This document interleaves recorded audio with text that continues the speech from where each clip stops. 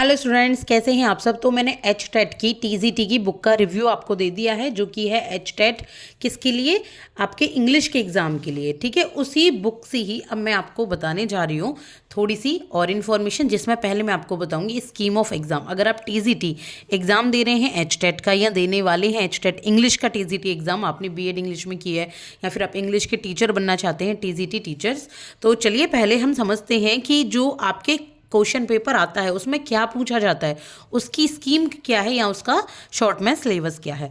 तो देखिए, सबसे पहले जो एग्ज़ाम होता है वो 150 नंबर का होता है। कितने नंबर का होता है? 150 नंबर का है।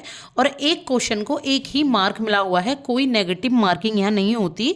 तो सब्जेक्ट जो है पहला आएगा चाइल्ड डेवलपमेंट एंड पेडागोजी, यानी कि सीडीपी, जिसके 30 क्वेश्चन आएंगे और 30 ही मार्क्स का ये होगा।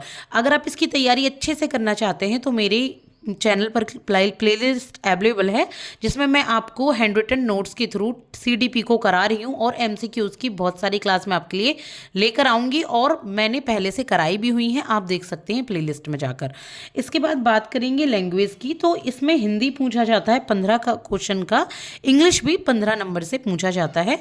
और यहाँ पर यानी कि टोटल ये 30 क्वेश्चन हो गए, और यहाँ पर भी 30 मार्क्स आपको इसके मिलते हैं। बात करेंगे जनरल स्टडी की। तो जनरल स्टडी में आपको क्या पूछा जाता है? जनरल स्टडी में क्वांटिटेटिव एप्टीट्यूड, यानी कि आपका जो मैथ्स है वो 10 नंबर का आता है, रीजनिंग 10 नंबर का आता है, और हरियाणा जीके और आपका 10 नंबर का आता है।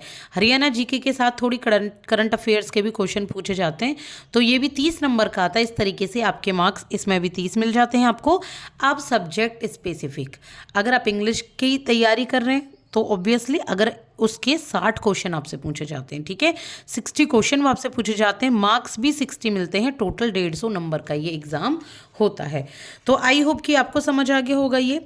अब मैं आपको एक बात बता दूं कि ये जो बुक है आपकी हेल्पफुल है आपके लिए। आपको कॉमन सब्जेक्ट की तरह सारी तैयारी इसमें करवाई गई हैं, पूरी सीडीपी की भी और लैंग्वेज की भी और जनरल स्टडी की भी। देखिए, अब आप एक चीज़ याद रखिएगा, अगर आप इंग्लिश टीजीटी की तैयारी करें तो इंग्लिश के अलग ये 15 क्वेश्चन है और टीजीटी के ये अलग 60 क्वेश्चन है। यहाँ आपके सब्जेक्ट स्पेसिफिक है, जो एनसीईआरटी होती है आपकी इंग्लिश की 6 to 8 की, तो वो वहाँ से ये क्वेश्चन पूछे जाते हैं। ठीक है, तो ये अलग है, ये एक तरीके से आपकी ना थ्योरेटिकल नॉलेज है, रीडिंग नॉलेज है, और यहाँ पे आपको 15 क्वेश्चन ग्रामर के पूछे जाते हैं।